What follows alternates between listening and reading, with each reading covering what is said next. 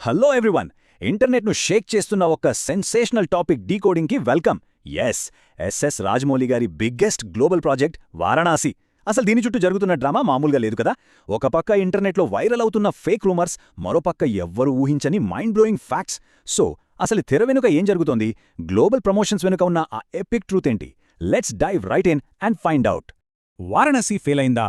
మెక్సికోలో జరిగిన భారీ కామిక్ కాన్ అంటే ఆ సీసీఎక్స్పీ ఈవెంట్లో ఈ సినిమా ప్యానెల్ అట్టర్ ఫ్లాప్ అయిందా? ఎస్, ఇంటర్నెట్లో ఇలాంటి ఒక టాక్ గట్టిగానే వినిపించింది. అక్కడ ముందు వరుసలో ఉన్న ఖాళీ కుర్చీలకు సంబంధించిన ఒక ఫోటో చూసి హాలీవుడ్లో ఈ మూవీకి క్రేజ్ లేదు, అసలు ఎవ్వరూ పట్టించుకోవడం లేదంటూ సోషల్ మీడియాలో ఒక రేంజ్లో రచ్చ జరిగింది. అసలు ఈ గ్లోబల్ ఈవెంట్ వర్కౌట్ అవ్వలేదని చాలామంది ఫిక్స్ అయిపోయారు. బట్ వెయిట్, గ్రౌండ్ రియాలిటీ చూస్తే అసలు నిజం వేరేలా ఉంది. జస్ట్ ముందున్న కొన్ని ఖాళీ కుర్చీలను మాత్రమే ఫోకస్ చేసి ఈ ఫేక్ పిక్చర్ క్రియేట్ చేశారు. Actual reports and wide angles గమనిస్తే అక్కడ ఎంత భారీ క్రౌడ్ వచ్చిందంటే కనీసం కూర్చోడానికి సీట్లు దొరక్క చాలామంది నిలబడిపోయారు. మోడరేటర్ వెనక కూడా ఒక పెద్ద గుంపు ఎంతో ఉత్సాహంగా కనిపించింది. ఆ హాల్ మొత్తం ఒక రేంజ్లో దదిరిల్లిపోయింది. సో అక్కడ జనం లేరు అనడం కంప్లీట్ నాన్సెన్స్ అని మనకి క్లియర్గా అర్థమవుతోంది. మరి ఇలాంటి ఫేక్ నెరేటివ్స్ ఎందుకు స్ప్రెడ్ అవుతున్నాయి? Simple, toxic fan wars and negative PR. రాబోయే 2 భారీ బ్లాక్ బస్టర్స్ రామాయణ అలాగే వారణాసి క్యాంప్స్ మధ్య జరుగుతున్న ఒక అనవసరమైన క్లాష్ ఇది. ఒక సినిమాను తక్కువ చేసి మరొకటి గొప్పగా చూపించే ప్రాసెస్లో పుట్టుకొస్తున్న ఇలాంటి రూమర్స్ని మనం అస్సలు ఎంకరేజ్ చేయకూడదు.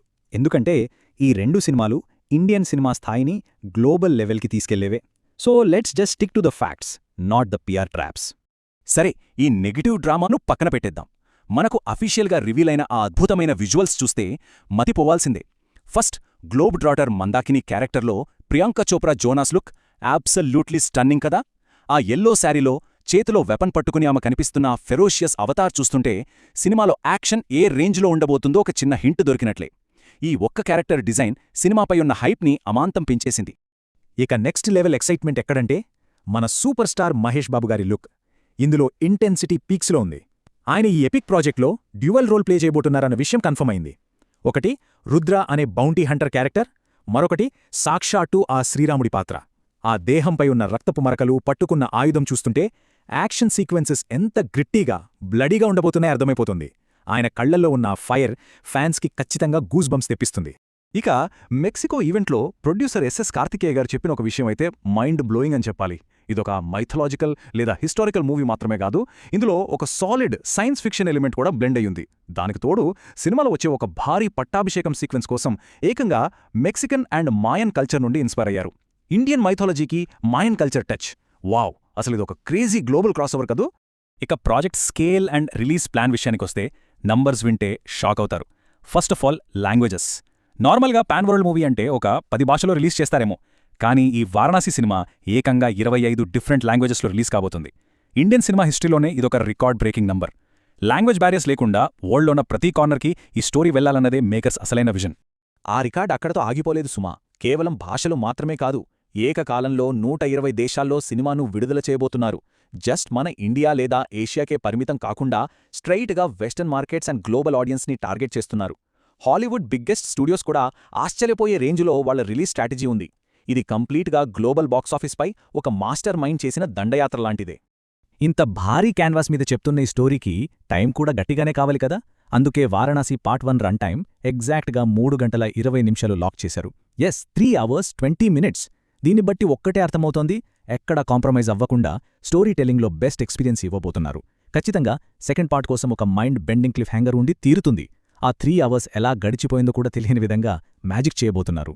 మరి ఈ రేంజ్ విజువల్ వండర్ని ఎలా ఎక్స్పీరియన్స్ చేయబోతున్నాం? Obviously IMAX. ఇక్కడ ఒక నెక్స్ట్ లెవెల్ స్ట్రాటజీ ఉంది. గ్లోబల్ ఐమాక్స్ డీల్ కుదుర్చుకుని ఎక్స్క్లూజివ్గా 1.43:1 రేషియోలో సినిమాను ప్రెజెంట్ చేస్తున్నారు. అంతేకాదు, ప్రపంచవ్యాప్తంగా ఒక ఐమాక్స్ ట్రైలర్ను లాంచ్ చేయడం వరల్డ్ సినిమా హిస్టరీలోనే ఇది కేవలం సెకండ్ టైం మాత్రమే. ప్రతి ఫ్రేమ్ని ఒక లార్జర్ దాన్ లైఫ్ విజువల్లా ఎంజాయ్ చేసేలా ప్లాన్ చేస్తున్నారు. ఈ ప్రాజెక్ట్ ప్రొడక్షన్ టైంలైన్ ఒకసారి గమనిస్తే ఆ ప్లానింగ్ ఎంత పక్కాగా ఉందో మనకు తెలుస్తుంది. రిలీజ్కి దాదాపు ఏడాది ముందు నుండే ప్రమోషన్స్ కిక్ స్టార్ట్ అయ్యాయి. ఏప్రిల్లో ఆ సీసీఎక్స్పీ మెక్సికో ఈవెంట్ చాలా గ్రాండ్గా జరిగింది కదా. ఇక ఆగస్ట్ కల్లా టోటల్ షూట్ కంప్లీట్ అయిపోతుంది. Finally the big day, April 7. ఆ రోజే ఈ massive epic part 1 worldwide థియేటర్లోకి రాబోతుంది. ఫ్యాన్స్ అంతా ఇప్పటికే క్యాలెండర్లో డేట్ మార్క్ చేసేసుకున్నారు. ప్రెజెంట్ స్టేటస్ ఏంటంటే 80% షూటింగ్ ఆల్రెడీ ఫినిష్ అయిపోయింది. కానీ ఆ బ్యాలెన్స్ ఉన్న 20% మోస్ట్ ఛాలెంజింగ్ పార్ట్. ఎందుకంటారా? ఇప్పుడు ఆ కాంప్లెక్స్ షెడ్యూల్ కోసం ఏకంగా -డిగ్రీల టెంపరేచర్ ఉన్న అంటార్క్టికాలో షూటింగ్ జరుగుతోంది. Yeah, you heard it right. ప్రాణాలకు తెగించి మరీ క్రూ మొత్తం అంటార్క్టికాలో వర్క్ చేస్తున్నారు. హాలీవుడ్ ప్రొడక్షన్స్కి ఏమాత్రం తీసిపోని విధంగా ఎక్స్ట్రీమ్ లెవెల్స్కి వెళ్లి మరీ విజువల్స్ క్యాప్చర్ చేస్తున్నారు. ఇక ఫైనల్గా అందరూ వెయిట్ చేస్తున్న బాక్స్ ఆఫీస్ నంబర్స్ విషయానికొద్దాం. మార్కెట్ అనలిస్ట్స్ ఏమంటున్నారంటే కేవలం వెస్టర్న్ మార్కెట్స్ నుండి మాత్రమే బేస్ ఎక్స్పెక్టేషన్గా $200 నుండి $300 మిలియన్ వరకు కలెక్షన్స్ ఎక్స్పెక్ట్ చేస్తున్నారు. ఒకవేళ సినిమాకి పాజిటివ్ బజ్ కనెక్ట్ అయితే ఆ పొటెన్షియల్ ఏకంగా $500 మిలియన్, అంటే దాదాపు 2500 కోట్లకు రీచ్ అవ్వచ్చు. ఇండియాస్ బిగ్గెస్ట్ బ్లాక్ బస్టర్గా ఇది సెట్ చేయబోయే బెంచ్ మార్క్ ఇమాజినేషన్కు కూడా అందదు. సో ఇదంతా విన్నాక మీకేమనిపిస్తోంది? ఈ $500 మిలియన్ టార్గెట్ అండ్ ఈ భారీ స్కేల్ నిజంగానే గ్లోబల్ సినిమా హిస్టరీని రీరైట్ చేస్తుందా?